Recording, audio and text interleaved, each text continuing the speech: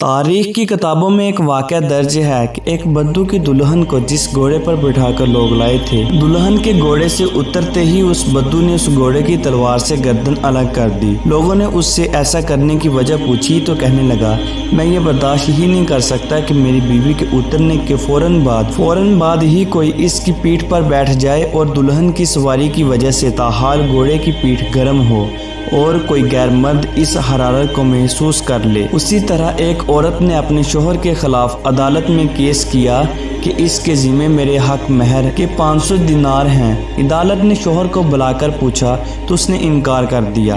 عدالت نے گواہوں کو طلب کیا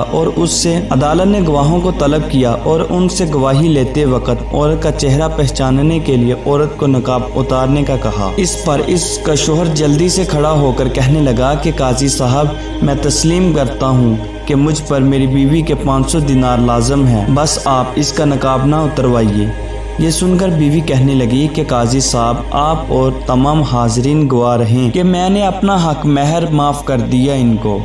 قاضی بیچارہ حیران و پریشان کہ یہ کیا ہو رہا ہے۔ خیر، ان میاں بیوی کے جانے کے بعد قاضی نے محرر سے کہا کہ اس کیس کا ایک الگ فائل بناؤ اور نام لکھو مرد کی غیرت۔ علامہ ابن قیم رحمۃ اللہ علیہ فرماتے ہیں کہ انسان کے دل میں غیرت ہوتی ہے، اگر غیرت نہ ہو تو اس دل میں محبت ہو ہی نہیں سکتی، اور محبت سے خالی دل میں ایمان اور دین کیسے باقی رہ سکتے ہیں۔ المیہ یہ ہے کہ آج کے ترقی یافتہ دور میں ہوا کی بیٹی اور عصمت مسلم کو بلا روک ٹوک نیم برہنہ کرنے پر امت فخر محسوس کر رہی ہے اور اسلام کا وقار چند ٹکوں کی بینٹ چڑھ چکا ہے۔ سو محبت کیجیے، حلال کیجیے، اسلامی غیرت و حمیت کا جنازہ نکالنے سے پرہیز کیجیے۔ اگر ویڈیو اچھی لگے تو لائک کے بٹن کو پریس کر دیں۔ مزید اردو کی کہانیوں اور سبق آموز واقعات کے لیے ہمارے چینل کو سبسکرائب لازمی کیجیے گا۔ تو ملتے ہیں نیکسٹ ویڈیو میں، تب تک کے لیے اللہ حافظ۔